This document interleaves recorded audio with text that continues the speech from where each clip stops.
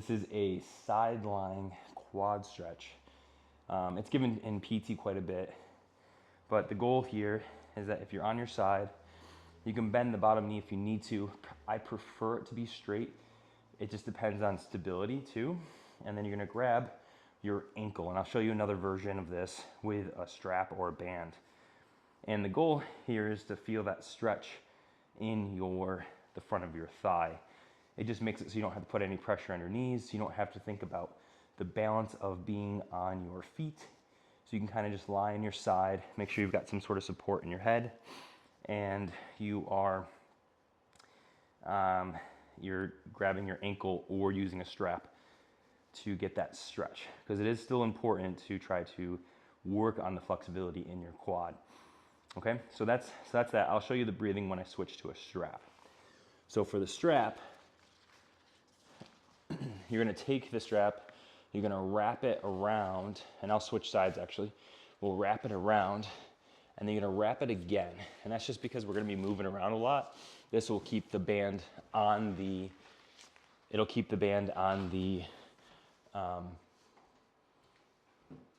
foot a little bit better. So if you lie on your back, you can see I'm gonna take that band, and depending how long it is, you can either just come down to the end of it to grab the ankle, or you can even go to the point where you're pulling that band over your shoulder. So just find what works for you. Again, bottom leg would be straight. In an ideal world, if you need to have more stability, you can keep it bent. Okay? So from here, what we're gonna do is take a deep breath, and you're gonna just gently push against that band or strap. So we're just kind of isometrically contracting that quad I'm pushing in this direction, but trying not to move. And then on the exhale, nice slow exhale, I'm just allowing either myself to pull on that band a little bit more to get a greater stretch in that thigh, or I'm just gonna kind of stay where that thigh allows me to go. So if this is the furthest range, totally fine. This should feel like a nice broad quad stretch. The last thing to note is the position of the knee. So it's not wrong to be high or low. The general rule is in the center.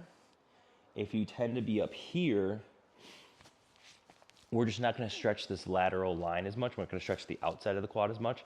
If you drop your knee way down, now you're gonna actually get a little bit more of a stretch from the outside of the quad.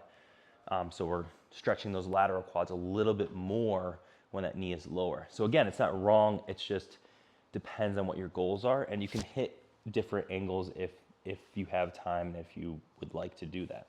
So let's just do one more breath, big breath. Contract.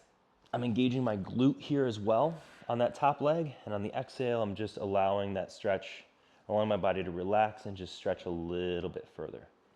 One other thing to note is your back position.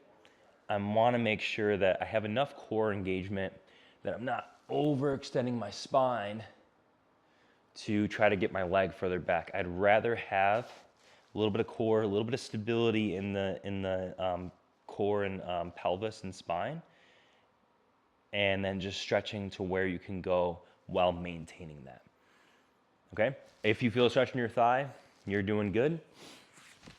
So try that out.